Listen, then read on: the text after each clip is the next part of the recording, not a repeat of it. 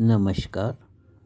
आज आपको भारत निर्वाचन आयोग इलेक्शन कमिश्नर द्वारा गणना पत्रक मतलब मतदाता सूची की विशेष गहन पुनर्निरीक्षण SIR अभियान के तहत गणना पत्रक इन्यूमरेशन फॉर्म किस प्रकार से भरना है ये आपको पूरी तरह से समझाएंगे। गणना पत्रक में प्रथमतः पिता, माता, पति, पत्नी संबंधित जानकारी आपको अंकित करना है। नंबर 2 पॉइंट, पिछले SIR की मतदाता सूची, मतदाता स्वयं का या रिश्तेदार, पिता, माता, दादा, दादी का विवरण बताए गए स्थान पर अंकित करना है। और सर्च में निम्न व्यवस्थाएं आपको मिलेगी। पिछले SIR की मतदाता सूची में स्वयं अथवा माता पिता या दादा दादी का विवरण प्राप्त करने हेतु BLO के प्राप्त गणना पत्रक पर दिए गए नाम व फ़ोन नंबर पर अथवा जिला प्रशासन द्वारा स्थापित अपने नज़दीकी हेल्प डेस्क पर संपर्क कर सकते हैं। अन्य राज्यों के पूर्व SIR से संबंधित मतदाता सूची https://voters.eci.gov.in पर सर्च करने के लिए उपलब्ध है। मध्य प्रदेश राज्य की पूर्व SIR संबंधित मतदाता सूची https://coelection.mp.gov.in पर सर्च करने पर उपलब्ध है। QR कोड पर स्कैन करने से भी मतदाता अपना विवरण सर्च कर सकते हैं। ये QR कोड दिया है, इसको आप स्कैन करते से ही इस वेबसाइट पे पहुंच जाएंगे, जहां आपको अपना जिला या अपना केंद्र एरिया क्षेत्र डालना है और आपको पूर्ण मतदाता सूची प्राप्त हो जाएगी, जिसमें आप अपना नाम ढूंढ सकते हैं। ध्यान रहे कि 4 दिसंबर 25 गणना पत्रक जमा करने की अंतिम तिथि है। गणना पत्रक भरने हेतु किसी भी BLO अधिकारी द्वारा OTP की मांग नहीं की जाती है। अगर कोई मांग कर रहा है तो समझ लो कि वो आपके साथ गलत कर रहा है। यदि पूर्व SIR में स्वयं या रिश्तेदार, पिता, माता पिता, दादा दादी का नाम उपलब्ध नहीं है तो भी मतदाता का गणना पत्रक प्राप्त किया जाएगा तथा इनका नाम प्रारूप मतदाता सूची में शामिल किया जाएगा। गणना पत्रकों की जांच प्रारूप मतदाता सूची के प्रकाशन के पश्चात शुरू होगी। शुद्ध मतदाता सूची, सशक्त लोकतंत्र। अधिक जानकारी के लिए टोल फ्री नंबर 1950 पे आप कॉल कर सकते हैं और इससे संबंधित समस्त जानकारी प्राप्त कर सकते हैं। अब मैं आपको बताऊंगा कि आपको किस प्रकार का फॉर्म मिलेगा और आपको किस प्रकार से जानकारी भरना है। भारत निर्वाचन आयोग द्वारा प्रारूप गणना पत्रक आपको एक मिलेगा, जिसमें पहले से विवरण भरा होगा, जिसमें EPIC नंबर होगा, निर्वाचन का नाम होगा, पता लिखा होगा, क्रम संख्या होगी,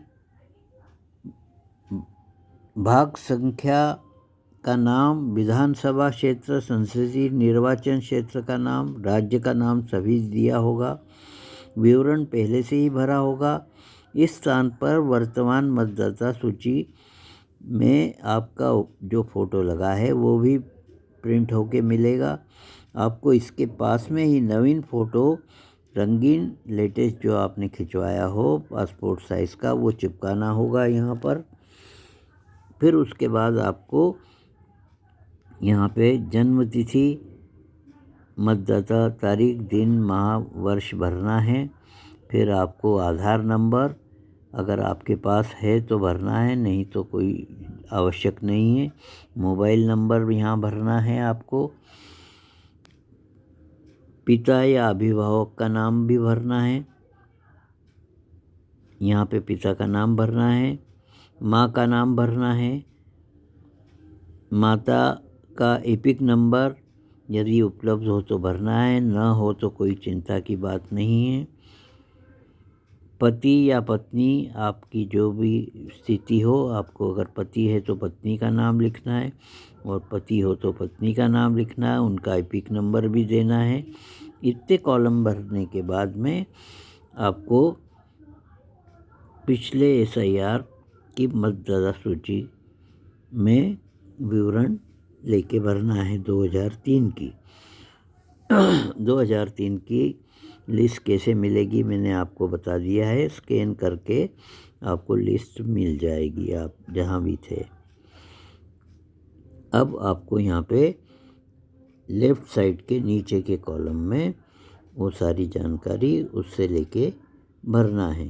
उसमें जन्म तिथि, आधार, पिता का नाम, अभिभावक, माँ का नाम, माता एपिक नंबर, पति पत्नी का नाम, सेम वही जानकारी जो भी आपने भरी थी वही जानकारी यहाँ को भर देना है। एपिक नंबर यदि उपलब्ध हो तो वो भी भर देना है। और विधानसभा क्षेत्र पिछला क्या था, भाग संख्या क्या थी, क्रम संख्या क्या थी, ये सब आपको वो जो लिस्ट है जो आपने स्कैन करके लेंगे उसमें सारी जानकारी मिल जाएगी। अगर ये जानकारी आपके 2003 के लिस्ट में नहीं है तो फिर आपको राइट साइड का नीचे का जानकारी भरना है। ये रही, जिसमें विवरण पिछले SIR के अनुसार होगा। यदि आपका नाम पिछले SIR की सूची में दर्ज नहीं है तो अपने पिता, माता, दादा, दादी पूर्व SIR में जो भी दर्ज विवरण है वो आप भर सकते हैं। पिछले कॉलम में दिए अनुसार नाम भरना है और नाम में पिता, माता, दादा, दादी पूर्व SIR में जो है वो भरना है। एपिक नंबर अगर है तो वो भरना है। रिश्तेदार का नाम भरना है, रिश्ता लिखना है, राज्य का नाम लिखना है, विधानसभा क्षेत्र का लिखना है, उसमें भी क्षेत्र की संख्या, भाग संख्या ये लिखना है। इसके बाद आपको नीचे एक प्रमाणीकरण देना है कि उपयुक्त निर्वाचक ने मैंने स्वयं परिवार के सदस्य होने के नाते किसी अन्य देश की नागरिकता प्राप्त नहीं की है। मैं मतदाता सूची में शामिल होने के लिए आवेदन कर रहा हूँ और ऊपर निम्न उल्लेखित नाम मेरा है, मेरे परिवार के सदस्य का होने के नाते किसी अन्य विधानसभा क्षेत्र में संसदीय क्षेत्र में शामिल नहीं है।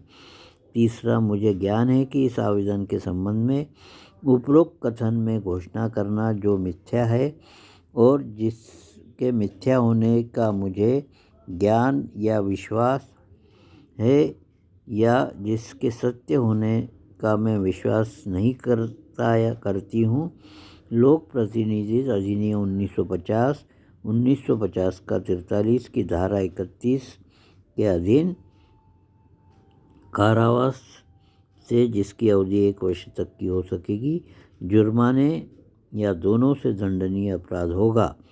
मतदाता या किसी अन्य वयस्क हस्ताक्षर, बाएं अंगूठे का निशान अगर आपको हस्ताक्षर नहीं करते आते हैं का उल्लेख भी करना है।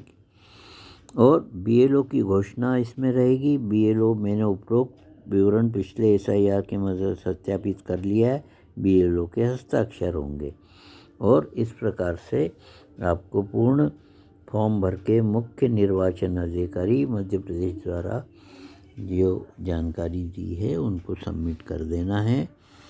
और इस प्रकार से आपका विवरण पूर्ण हो जाएगा। BLO आपकी मदद करेगा, 3 बार आपके घर आएगा, आपके फॉर्म जमा करेगा। आपके सभी घर परिवार के लोगों के फॉर्म जमा होने पर आपको ये कार्रवाई पूरी हो जाएगी।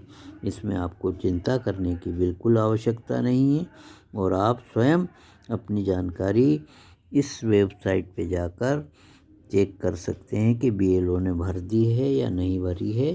तो आज का वीडियो हम यहीं समाप्त करते हैं। मैं डॉक्टर कापसे है जिसने आपको ये सारी जानकारी दी है।